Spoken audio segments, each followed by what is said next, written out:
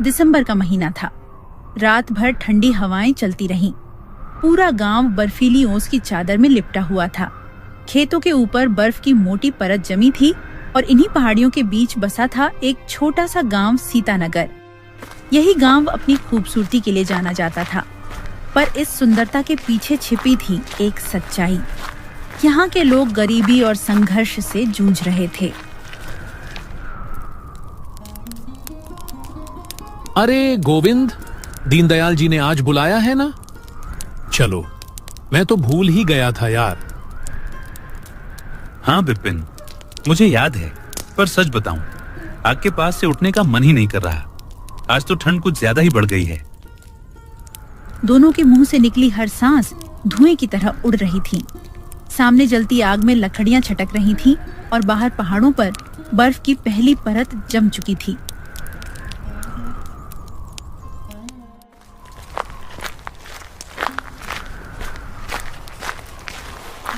अच्छा सुन, क्या लगता है किस लिए बुला रहे होंगे दीनदयाल जी? अब पता नहीं भाई, चलो वहां चल के ही पता चलेगा। दोनों दोस्त बर्फ से ढकी पगडंडी पर धीरे धीरे कदम बढ़ाते रहे। ठंडी हवा उनके चेहरे पर चुभ रही थी, पर दिल में एक जिज्ञासा थी। आखिर दीनदयाल जी ने आज बुलाया क्यों था?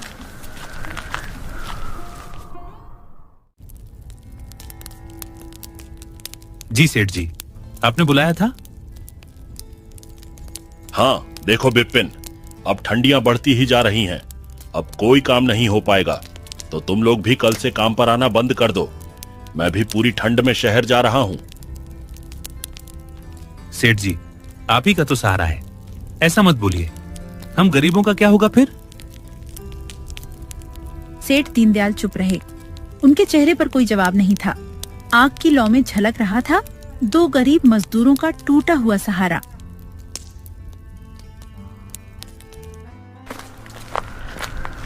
दोनों अपने उदास चेहरे लिए ठंड में कांपते हुए घर की ओर चल पड़े। रास्ता सुनसान था, बस हवा की सरसराहट और उनके कदमों की चरमराहट सुनाई दे रही थी।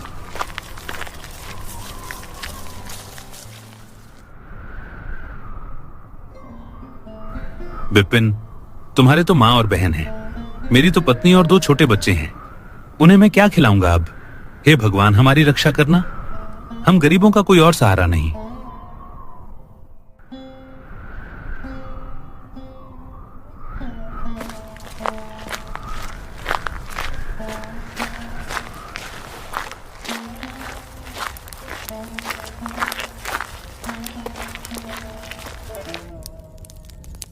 क्या हुआ जी? आपका चेहरा इतना लटका हुआ क्यों है? क्या बताऊं माधुरी, दीनदयाल जी अब यहाँ नहीं रहेंगे। उन्होंने हमें काम से निकाल दिया। क्या? अब क्या होगा?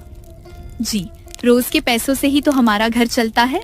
आज का राशन तो है, पर कल से हमें भूखा ही रहना पड़ेगा। थोड़ी देर तक दोनों चुप बैठे रहे। झोपड़ी में बस चूल्हे में जलती लकड़ियों की टिक टिक और चकचक की आवाज गूंज रही थी। माधुरी, मैं सेठ विक्रम दास से कुछ पैसे ब्याज पर लाया हूँ, और जो हमारा बंजर खेत पड़ा है ना, उसी पर हम सब्जियां उगाएंगे और बेचकर उनके पैसे लौटा देंगे। क्या? आप उनसे पैसा क्यों लाए? जी, उनसे उधार लेना मतलब अपनी मौत को दावत देना है। तो और क्या करता माधुरी, वैसे भी तो बिना खाने के मर ही जाते हम लोग। गोविंद की बातों में बेबसी थी, पर माधुरी की आंखों में डर साफ झलक रहा था, क्योंकि सेठ विक्रमदास का नाम सुनते ही पूरे गांव में सन्नाटा छा जाता था।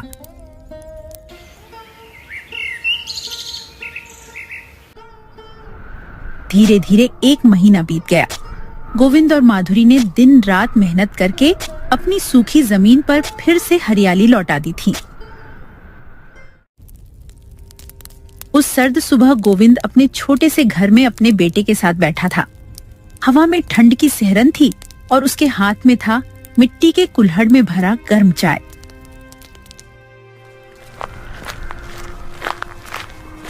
तभी बाहर किसी के आने की आहट हुई। अरे सेठ विक्रम दास जी, आप इस वक्त यहाँ? हाँ गोविंद, सोचा जरा देखने आऊं कि मेरी मेहनत के पैसे कैसे उग रहे हैं तुम्हारी जमीन में। कल चिन्ह महीना पूरा हो गया था, याद है ना तुमको? मैं अपने ब्याज के पैसे लेने आया हूं।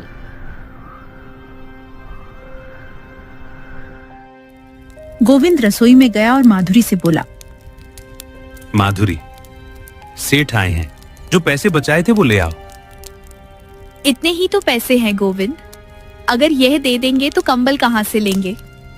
गुड़िया की तबीयत बिगड़ती जा रही है, एक ही कंबल में कम पड़ जाएगा और ठंड दिन ब दिन बढ़ती जा रही है। खेतों में रात कैसे कटोगी? तुम सेठ से कह दो 1 महीने का और वक्त दे दे। इस महीने कंबल लेना ज्यादा जरूरी है। गोविंद जाने लगा पर दरवाजे पर पहुंचते ही रुक गया। ठंड तो दिन पर दिन बढ़ती जा रही है, मुझे नहीं लगता बिना कंबल के हमारी रातें कटेंगी। लेकिन यह सेठ, ये तो बिना पैसे लिए जाएगा नहीं। अगर जरा भी बहस हुई तो शायद सारे पैसे ही मांग ले। कुछ देर सोचने के बाद गोविंद ने गहरी सांस ली, फिर वापस रसोई में आया। माधुरी, लाओ वो पैसे दे दो, यह सेठ मानेंगे नहीं। जब पैसे लेने आए हैं तो खाली हाथ वापस नहीं जाएंगे। सब्जियां अब लगभग तैयार हो गई हैं, उन्हें बेचकर मैं कंबल का इंतजाम कर लूंगा। अच्छा, तो सब्जियां बेचकर कंबल का इंतजाम करोगे तो खाओगे क्या गोविंद? उसके लिए पैसे नहीं चाहिए क्या? मैं कह रही हूँ ये खेती छोड़ दो और कोई दूसरा काम ढूंढो। सब्जियां बेचोगे तो इन्हें पैसे दोगे, हर महीने ब्याज चुकाओगे तो हम क्या भूखे रह जाएंगे? गोविंद का दिल बैठ गया। वो जानता था माधुरी की बात सच है, लेकिन इस कड़कती ठंड में वो करें भी तो क्या? गांव में कोई काम पर रखने को तैयार नहीं था। तभी बाहर से तेज भारी आवाज आती है, अरे गोविंद, तू पैसे देगा या नहीं? मैंने तुझे साफ कहा था, हर महीने के आखिरी दिन मुझे अपना ब्याज चाहिए। अब मुझे कोई बहाना मत सुनाना, समझा? सुन रही हो ना इसे? ये मानेगा नहीं। लाओ जल्दी पैसे दो, कंबल का कोई और इंतजाम देख लेंगे। लो, ये पैसे हैं जो बड़ी मुश्किल से इकट्ठे किए थे, ना जाने इनसे कब पीछा छूटेगा। तुम अपनी खेती छोड़ दो गोविंद और मजदूरी कर लो। रोज के पैसों से हमारा घर तो चलता था। गोविंद पैसे लेकर बाहर निकला और सेठ को पैसे दे दिए। चलो दिखाओ कितना लाया है। इतना? ये तो बहुत कम है। ठीक है, अभी ले लेता हूं, पर कल सुबह 10 बजे तक पूरा पैसा मेरे पास होना चाहिए, नहीं तो जो कागज मैंने संभाल कर रखे हैं वे काम में आ जाएंगे। सेठ जी, सब्जियां बेचने के बाद मैं बाकी पैसे दे दूंगा। अभी मेरे पास बस इतने ही हैं, ये भी मैंने कंबल के लिए बचा रखे थे। ठीक है, मैं फसल के बाद ही आऊंगा, लेकिन याद रखना तब मुझे पूरे पैसे चाहिए, वरना फिर ठीक नहीं होगा। इतना कहकर विक्रमदास वहां से चले गए। गोविंद ने गहरी सांस ली। उसकी आंखों में थकान थी और माथे पर चिंता की लकीरें। कम से कम कुछ दिन का वक्त तो मिल गया, लेकिन अब मैं कंबल का क्या करूं? उसके बिना तो रात गुजारना मुश्किल हो गया है। वो घर के अंदर गया।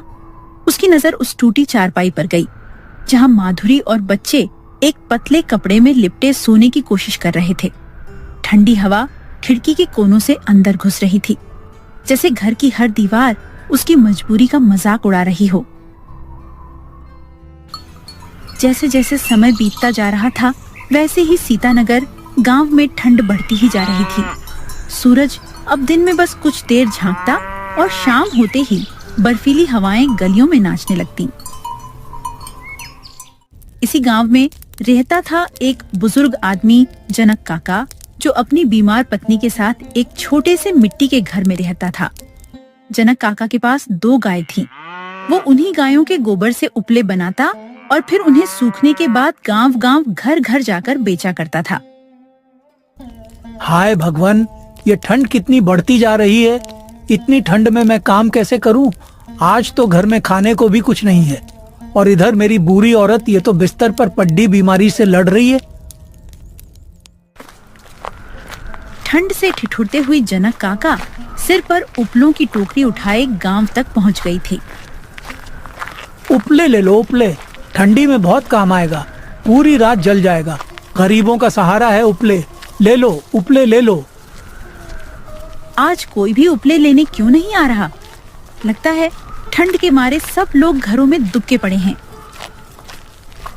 लग रहा है आज तो खाली हाथ ही घर जाना पड़ेगा मुझे, लेकिन वहाँ मेरी भूखी पत्नी मेरा इंतजार कर रही है। अरे काका रुकिए, अपने भारी भरकम उपले मुझे भी दे दीजिए। हे भगवान, बाहर बहुत ठंड है काका, जरा जल्दी करिए ना। हाँ हाँ बेटी, अभी देता हूँ। लो, ये लो अपने उपले।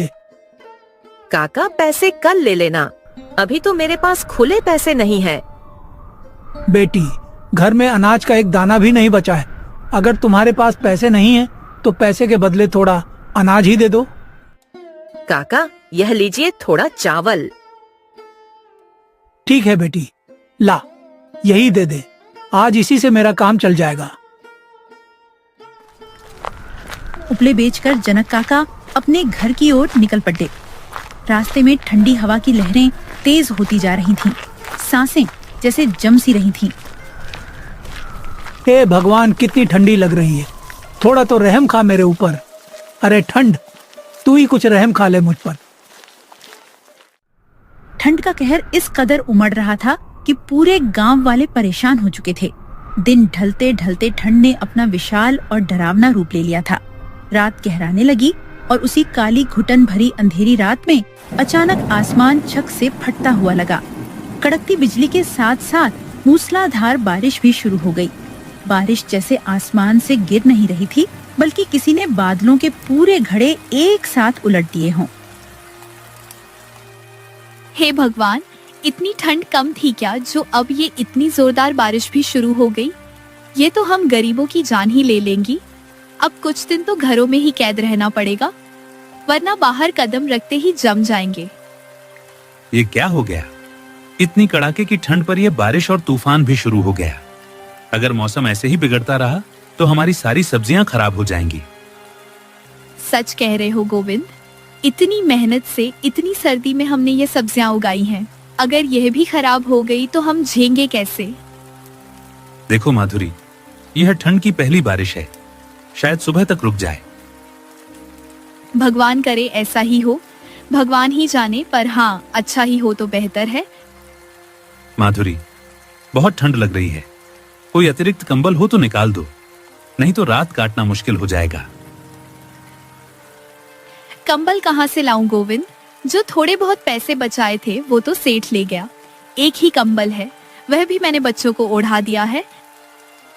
हे भगवान, ये कैसी परीक्षा ले रहे हो हमारी? इतनी कड़ाके की सर्दी में हमारे पास एक कंबल तक नहीं बचा। ऐसा करो माधुरी, जरा चूल्हा जला दो, थोड़ी गर्माहट मिल जाएगी, वरना इस रात में तबीयत बिगड़ जाएगी हमारी। माधुरी ने किसी तरह चूल्हा जलाया। गीली लकड़ियों से धुआं निकल रहा था, पर थोड़ा बहुत ताप मिल ही गया। सब लोग चूल्हे के पास सिकुड़ कर बैठे। उस आग की हल्की सी गर्मी ही उनके लिए सहारा बनी हुई थी। बाहर बारिश का शोर और अंदर हर चेहरे पर चिंता और थकान की लकीरें। बारिश रुकी ही नहीं। पूरे 4 दिन तक लगातार आसमान बरसता ही रहा। कोई भी घर से बाहर नहीं निकला। किसी के पास हिम्मत नहीं बची थी और ना ही कोई उम्मीद।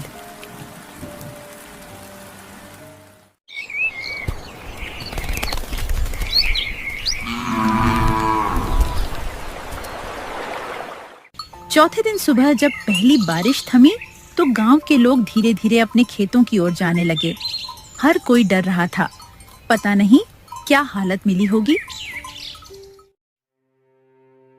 गोविंद भी अपने खेत में पहुंचा। हे राम, ये क्या हो गया? ये फसल ही तो हमारा सहारा थी, ये भी बर्बाद हो गई। सारी मेहनत, सारा पसीना 4 दिन की बारिश ने सब बहा दिया, और ऊपर से वो सेठ भी कल अपना पैसा लेने आएगा। पता नहीं अब हमारे साथ क्या होगा। हे भगवान, इस ठंड में हमारी रक्षा करना। माधुरी, सब खत्म हो गया, फसल पूरी बर्बाद हो गई है।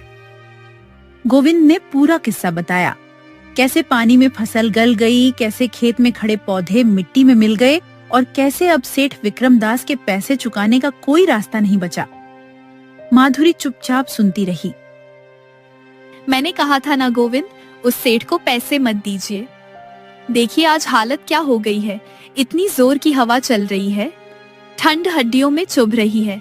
अब कहाँ से आएगा कंबल? और कल वो सेठ फिर से पैसे लेने आएगा। हमारे पास तो एक दाना तक नहीं बचा गोविंद। अब देखिए कल से हमारे साथ क्या होने वाला है। भगवान जाने कौन सी मुसीबत दरवाजे पर खड़ी है।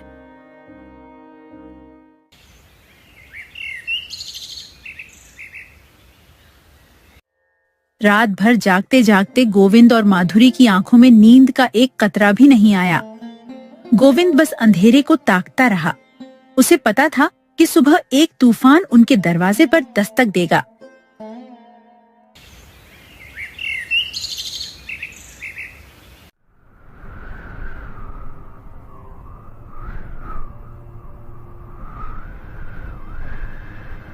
अरे गोविंद, मैं आ गया हूँ, जल्दी से मेरे पैसे दे दे, यहाँ बहुत ठंड लग रही है। सेठ जी मुझे माफ कर दीजिए, आज मैं आपके पैसे नहीं दे सकता। मेरी पूरी फसल बारिश में बर्बाद हो गई है, सारा खेत पानी में डूब चुका है। मैं हाथ जोड़कर कहता हूँ, कृपया मुझे थोड़ा समय दे दीजिए, मैं कोई और काम ढूंढ लूंगा और सबसे पहले आपके पैसे चुका दूंगा। मुझे कोई बहाना नहीं चाहिए गोविंद, बस पैसे चाहिए अभी के अभी। और अगर नहीं दे सकता तो सुन ले, आज से यह घर और तेरा खेत दोनों मेरे हुए। जब पैसे ले आएगा तब वापस ले लेना। थोड़ा तो रहम खाइए, ये घर मेरा आशियाना है, यहाँ मेरी पत्नी है, मेरे छोटे छोटे बच्चे हैं। इतनी ठंड में मैं इन्हें लेकर कहां जाऊंगा? मुझे कुछ नहीं सुनना है, अभी इसी वक्त अपने बीवी बच्चों को लेकर इस घर से निकल जा गोविंद, और जब पैसे हो तब वापस आ जाना। यह सुनते ही गोविंद की आंखों के सामने अंधेरा सा छा गया, लेकिन सेठ विक्रमदास के चेहरे पर जरा भी रहम नहीं था। कुछ ही मिनटों में माधुरी, गोविंद और उनके 2 छोटे बच्चे उस जमा देने वाली ठंड में घर से बेघर कर दिए गए। बाहर हवा ऐसे चल रही थी जैसे कोई नुकीली चीज चुभ रही हो। आसमान काला था और सूरज कहीं दिखाई ही नहीं दे रहा था। गोविंद, बहुत ठंड लग रही है, इस साड़ी में कितनी ही ताकत हो, इतना सर्द मौसम कैसे झेलूं? मुझे लग रहा है आज शायद हमारा आखिरी दिन है। नहीं माधुरी, ऐसा मत बोलो, कहीं ना कोई जगह जरूर मिलेगी जहां हम रात गुजार सकें। बस हिम्मत मत हारो, तुम टूटोगी तो बच्चे भी डर जाएंगे। कुछ दूरी तक लड़खड़ाते हुए चलते चलते गांव के किनारे अचानक उन्हें एक पुरानी सी झोपड़ी दिखाई दी। ठंड और थकान से टूट चुके थे वो लोग। धीरे से उस झोपड़ी में चले गए। लगता है यहाँ अभी कोई नहीं है। चलो जब तक इस झोपड़ी का मालिक नहीं आता हम लोग यहीं रुक लेते हैं। जब वो आएगा हम उसे सारी बात बता देंगे, शायद वो हमारी मजबूरी समझ जाए। यूं ही सोचते सोचते सब उस झोपड़ी में ठहर गए। माधुरी ने कुछ लकड़ियां इकट्ठी की और आग जला दी ताकि सबको थोड़ी गर्माहट मिल सके। अच्छा हुआ, थोड़ा सुकून मिला। इतनी ठंड में भटक भटक कर हालत खराब हो गई थी। हाँ, लेकिन पता नहीं ये झोपड़ी किसकी है। मालिक आएंगे तो ना जाने क्या कहेंगे। इतनी तेज सर्दी में अगर यहाँ से भी जाना पड़ा, हम जाएंगे कहाँ? सब लोग आग के पास बैठे ही थे कि तभी झोपड़ी का दरवाजा चरमराया और जनक काका अंदर आ गए। यह घर उन्हीं का था। अरे बेटा, तुम लोग कौन हो और इस ठंड में यहाँ क्या कर रहे हो? फिर गोविंद ने धीरे धीरे पूरे हादसे की बात जनक काका को बता दी। कैसे फसल बर्बाद हुई, कैसे सेठ ने घर और खेत छीन लिया और कैसे वह सब ठंड में भटकते फिर रहे थे। हे भगवान, कैसा निर्दयी आदमी है वो सेठ। बेटा चिंता मत करो, जिसने तुम्हारे साथ ऐसा किया है ऊपर वाला उसके साथ भी वैसा ही करेगा। तुम सब बेफिक्र रहो, जितने दिन चाहो यहाँ रह सकते हो। मेरा तो कोई बेटा बेटी भी नहीं है। गरीब का दर्द मैं अच्छे से समझता हूँ। कोई बात नहीं काका, अब हम सब आपका भी ख्याल रखेंगे। कई दिन ऐसे ही गुजर जाते हैं। धीरे धीरे अब सूरज भी अच्छे से निकलने लगा था। गांव वाले अपने अपने घरों के बाहर बैठकर धूप सेंकने लगे थे। गोविंद और जनक काका भी झोपड़ी के बाहर चौखट पर बैठे मीठी धूप का मजा ले रहे थे। बेटा, अब मैं चलता हूँ।